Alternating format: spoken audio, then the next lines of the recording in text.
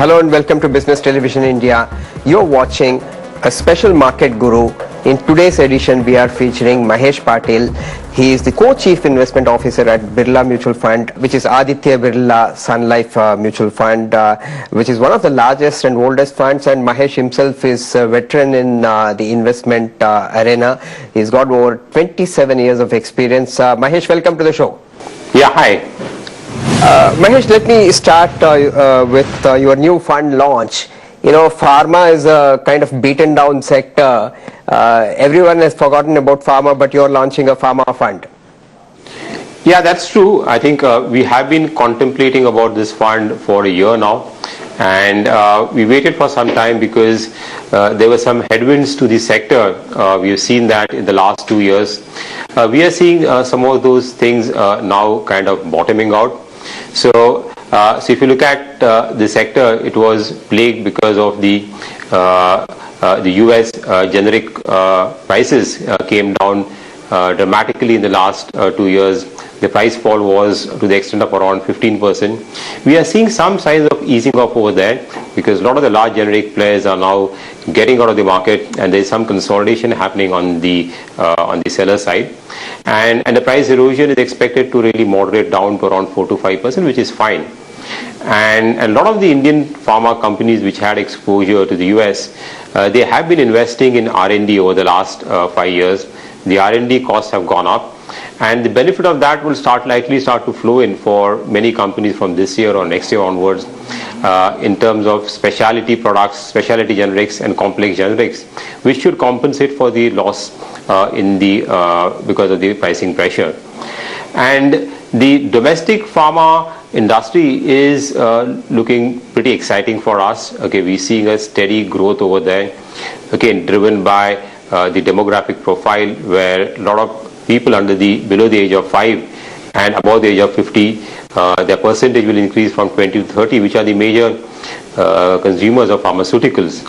And apart from that, I think the government's initiative to really improve healthcare spends and the health insurance plan, making it available to the masses through the Ayushman Bharat, will ensure steady around 12 to 13% growth for the domestic pharma industry.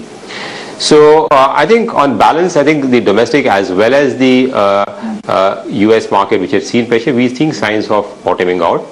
And there are also other markets, emerging markets globally, like Brazil, Russia, South Africa, where Indian companies have invested, which are also growing at a decent pace.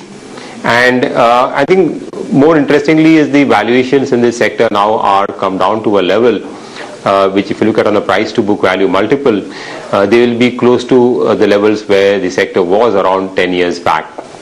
So with attractive valuations and with now earnings growth looking fairly good over the next couple of years, we think it's a good time for investors to really look at the sector, which has been a big outperformer in the last decade, except for the last 2 years, but I think is all set to again do well in the coming years or so. Right. So you're looking at a year or so in terms of turnaround in the pharma sector. It's some kind of a contrarian bet. My next question to you is, for an investor, especially mutual fund investors who are going to enter, you know, pharma has always, in the last 3-4 years, we have seen the kind of risk that we have seen there. Are you going to expand your portfolio or the basket of investments to, let's say, healthcare, hospitals, health insurance? How would you look at, because diagnostic is also a very important and growing business. So what are you going to look at in this space, not just pure play pharma companies, I suppose? So you're right. I think this fund has, the scope of the fund is not only just the pharma sector, but the overall healthcare and wellness space, including specialty chemicals. So if you look at the other sectors like hospitals, for example, again, the penetration of hospital beds per person is one of the lowest in India. And we're seeing a good opportunity there for the private hospitals really expand and increase in that market. Again, as health insurance cover penetration increases, I think it will see good scope for this industry. Diagnostic is another very high growth sector which has been growing at around 20-25% CAGR, and we expect it to grow at around 18-20% CAGR over the next 5 years. Here again, there is a consolidation which is happening. A lot of small mom and pop shops which are doing diagnostics, I think they are kind of becoming uncompetitive, and that consolidation will help to drive growth in this sector. Apart from that, we have other sectors like the contract research and manufacturing, where a lot of US companies are now, because of the high cost of research globally, which is now almost like $1 billion, they are looking to reduce their costs, and India has been in this sector proven capabilities on R&D and manufacturing, and there are a lot of companies in the CRAM space, okay, which are likely to grow at a pretty decent rate. And there are other sectors like wellness, for example, though it's a very nascent sector, I think it's catching up very fast. So there are some emerging companies coming up in that space, okay, which one can look at. And then specialty chemicals is another area which we have included as a part of this fund also, because a lot of the specialty chemicals are also inputs to the pharma sector. And this has been a great success story for Indian companies in the last 3 years, where we've seen the China, which was one of the dominant players in this space, is now facing challenges because of cost increases, because of stricter environmental norms. And Indian companies which have been able to go up the value chain have been able to capture a larger share of that market. So that again looks to be an exciting space going forward. So that's how the fund, I think we try to diversify that across some of these other areas, which will ensure that there is more stability, because as you know, in individual pharma companies, especially US companies with large US exposure, there could be idiosyncratic risk because of plant issues, which idea is to mitigate that through really making a much more broad-based and a diversified portfolio. Right. My next question is again related to this particular fund only. Do you think what should be the proportion or allocation that a retail fund investor should do in a healthcare fund? Because sectoral funds typically come with risk. So in the overall portfolio of a mutual fund investor, how much should she invest? Let's say, should it be 5%, 10%? What should be the strategy? So typically what we recommend is that the allocation to thematic funds as a part of your overall equity allocation should be around 20% or so in that region, 20-25%. And a pharma or a healthcare fund, okay, which looking at, I think one can look at an allocation of around 10%, 10 to 15% is what I think one should be allocating, is what our view is. So let me now shift focus to the current situation in the market. The financial market is witnessing some kind of a financial drought. There is plenty of water there, but companies which are thirsty, they don't have water to drink. What do you make of the current liquidity situation? So you're right. I think the markets have been plagued because of the sentiment, what we're seeing in the NBFC sector, a few stress and a few large companies over there. And that has actually dampened the sentiment, not only the market, but also to some extent the slowdown what we are seeing on the consumption side, consumer discretionary side, is also a combination of the factor of availability of credit to the marginal consumer. And I think that is something which will play out, I think, in the next quarter or so. There are, we don't think that to be a systemic risk. I think the government and the RBI has committed that they will ensure there is enough liquidity which is available across the system to ensure that there is no contagion effect. And some of these companies are also now trying to sell down their assets and repay whatever they can. So I think currently there is some crisis of confidence which is there, and as a result, lending, while there is liquidity, lending to borrowers, okay, who require that money is not really available easily and at the right price. So I think we expect the situation to probably ease off in a quarter or two, And again, I think overall liquidity, interest rates also, if you look at the policy also in the recent RBI, I think there is room for rates to cut down. So I think the elevated credit cost, borrowing cost, which has gone up for a lot of the borrowers, especially who are below AA, I think that should normalize. So I think I mean, as long once the problem gets identified, it gets contained, and people take the hit, I think we should see normalcy back into the lending market. Right. Mahesh, before I ask you specific questions on what to expect from the budget, what is your current assessment of the economic slowdown? There are two parts to it. One is the automobile slowdown, and then the real estate sector now slightly struggling to come up. And the other bigger issue is the overall aggregate demand, which is not going up. What is your assessment of the current situation? Do you think that's something which we can tide over, or do we need special measures? So yeah, I mean, we have seen slowdown in the economy in the last 2 quarters, and that has been as a surprise because at the beginning of the last fiscal year, the momentum was building up fairly well. Then after the from 3rd quarter onwards, we've seen some slowdown, and to some extent, it is also linked to the. There are a couple of factors which we think could be contributing to that. There was a general distress on the rural side, and that impacted the rural consumption. And to that effect, I think the government has done its bit in the budget in terms of giving some relief to the farmers. So I think if the monsoons are good, it's been delayed right now, but if it is reasonable, then we should see a revival in the rural consumption in the second half. The NBFC crisis, which came up month of September, October, also led to some kind of a liquidity squeeze, and that has impacted a bit of a discretionary consumption. So autos included, where a lot of the buying happens on credit, and the marginal buyers, okay, typically bank and NBFCs were the prime lenders to them, would have also got impacted. There's also a cost increase in the auto sector because of the insurance cost, which also helped, led to some kind of a slowdown.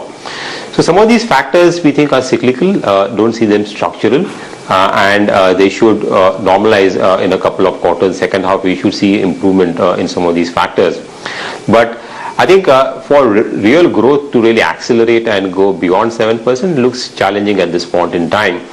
Looking at how the global growth is also slowing down. So exports and other areas, okay, which would normally compensate for the slower domestic growth, is not like to fire up. And also on the fiscal side, we'll see what the budget has to really unfold. But fiscal also, there is little room for the government to really stimulate the economy.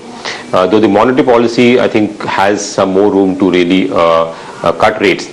So I think we should, I think current slowdown, what we are seeing, definitely I think we should see some revival, but difficult for us to really go above 7% GDP growth rate is what we think at this point in time, unless we see some big measures which are taken to revive growth, and even global growth is a bit supportive. Right. The scope for cutting indirect taxes is limited because that is now the domain of the GST Council. In terms of direct taxes, do you think that a series of measures should help revive urban demand?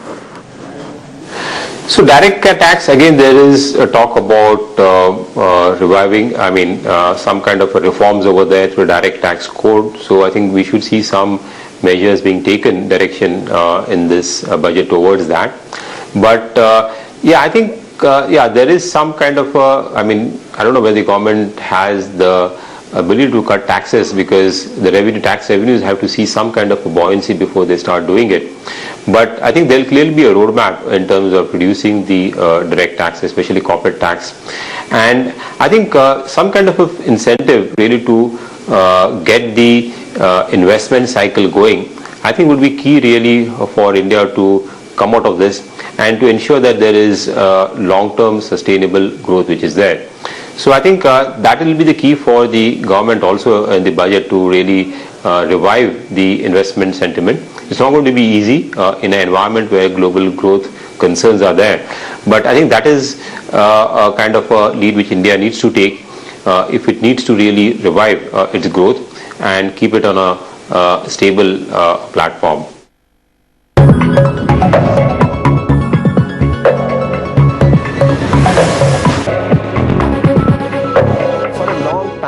For many years, we've been led by consumption growth, consumption demand.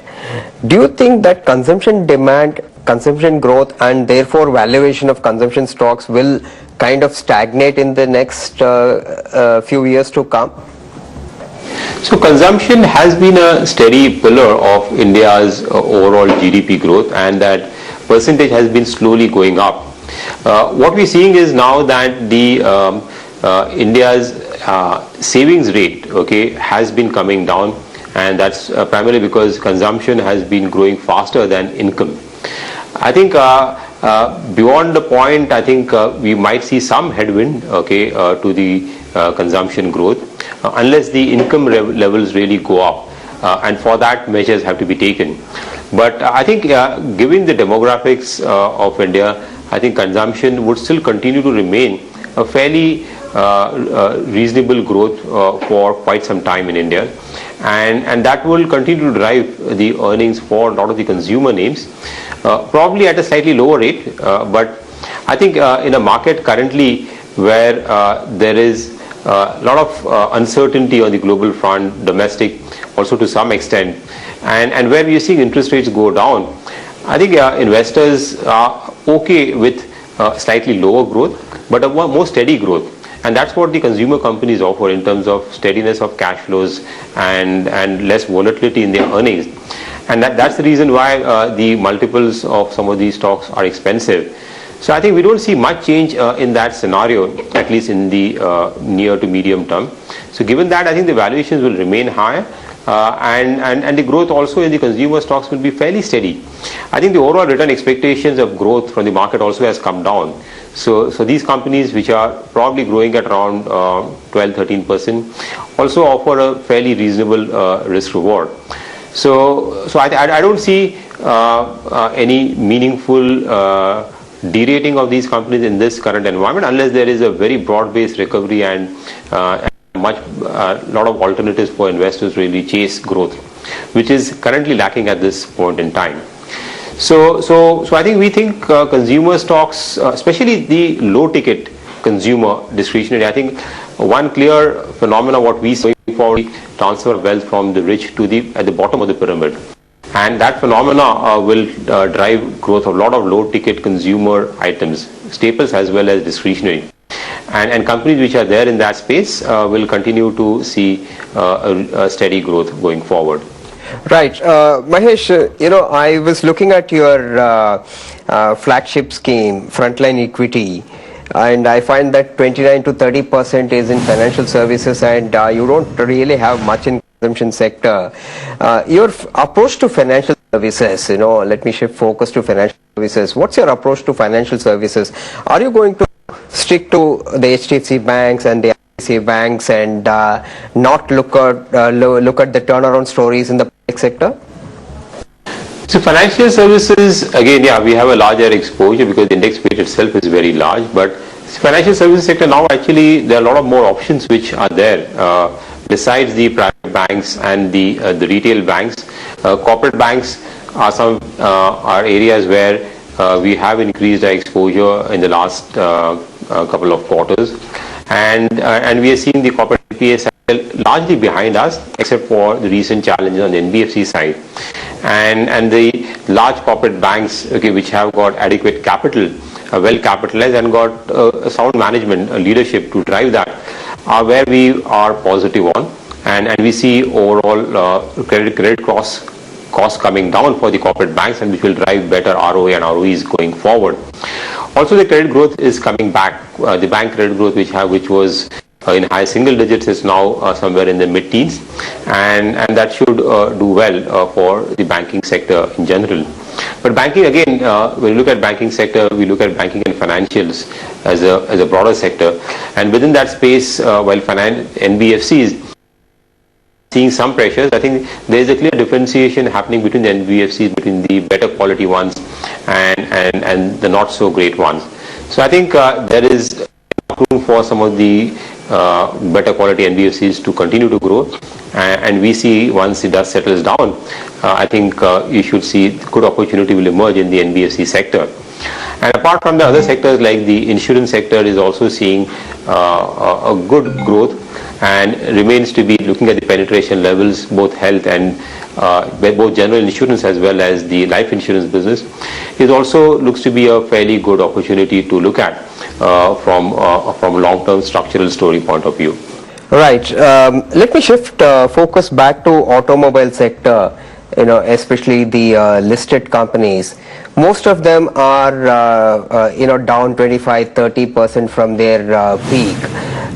Do you think that automobile space, some of the stocks like whether it's Maruti, Ashok Leyland, TVS Motor, you name it, are they contrarian buy at this stage, so that when these companies ride out the current situation, they would yield good returns?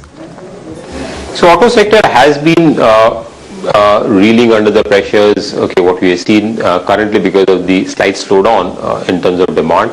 Also the inventory which has built up after the last festive season, people are expecting it to be good. And that is leading to the sharp decline in the primary sales of the OEMs. And I think that inventory correction needs to happen. I think it will take another 1 or 2 quarters for that to run down. And overall demand environment also, as I said, if the liquidity situation improves, which we expect that, you should see the demand to revive back in the second half of this fiscal year. Also next year, there is going to be some disruption in the auto sector because of the, we are moving to the Euro 6 norms, and that will lead to quite a bit of price increases for both the two-wheelers, four-wheelers and commercial vehicles, and how it pans out after that again will be a period of slight uncertainty. So I think it's a very difficult situation to really estimate demand, because of there are multiple factors which are hurting the demand and the and sentiment in that sector. But I think if somebody is willing to look at, say, take a 2 to 3 year view, again, in the auto sector, there are, especially in the two-wheelers, if you look at all the four-wheelers, there are structural drivers in place, which should ensure growth for the sector to be around volume growth of around 7 to 8% CAGR. And I think the current correction in the stocks, the valuations are also looking more reasonable. So somebody is willing to look beyond the next 1 year and the kind of uncertainty which is there because of some of these factors. It can be a good sector to look at, betting on companies which are actually they have the right product in the marketplace to take care of the disruptions which are likely to happen, and companies which have a strong distribution franchise. I think they will continue to lead and be winners in this space. Right. In the current situation, the market still seems to be overvalued, because there is a tone of hesitancy. After crossing 12,000, the Nifty, it's stuck. So is there a worry now, because we saw euphoria take the market to a much higher level? Now we are facing the earnings reality. If I extrapolate the earnings of the current season and what we expect, do you think that we are in for a very low growth as far as Nifty earnings is concerned? So there are two parts to it. One is the valuation of the market. When you say the market, obviously we refer to the Nifty, and the earnings growth. So I think if you look at the valuations, no doubt they look expensive on a trailing as well as on a 1 year forward PE multiple compared to the historical average. But earnings, I would say that while there have been some downgrades to earnings because of a few sectors this year, but overall headline earnings growth should look fairly strong in FY20, primarily because of the banking sector. A few corporate banks which should see a good revival in earnings on a low base of last year. So if you remove that, then the earnings growth will probably be around 12% for the rest of the market, which is not that great. but better than what we have seen in the last 3 to 4 years. So I think earnings revival and growth in the next couple of years would arguably be better than what we have seen in the last 3 years, and that is what keeps the hope in the market alive. And because of the higher valuation of the Nifty, the return expectations would probably moderate down for investors. But see, Nifty is just one part of the equation. But if you look at the broader market and the mid caps, small caps, also stocks beyond the Nifty, which are large cap stocks, I think there the valuations looks to be much more reasonable. I mean, it's more in line with the long-term averages, and doesn't look that expensive. So I think we have to look at really the valuations, not just at Nifty and the few stocks, but across the breadth of the market, and that shows that there is still some kind of an upside for investors. Okay, and earnings growth, as I mentioned, is likely to improve than what it was in the last 2 to 3 years. So I think I wouldn't be too worried about the high valuations. Yeah, but the return expectations clearly needs to get moderated down for investors. Absolutely, Mahesh. Moderate your expectations, stay invested, save, invest and prosper. Mahesh, thank you so much for joining us. Thank you.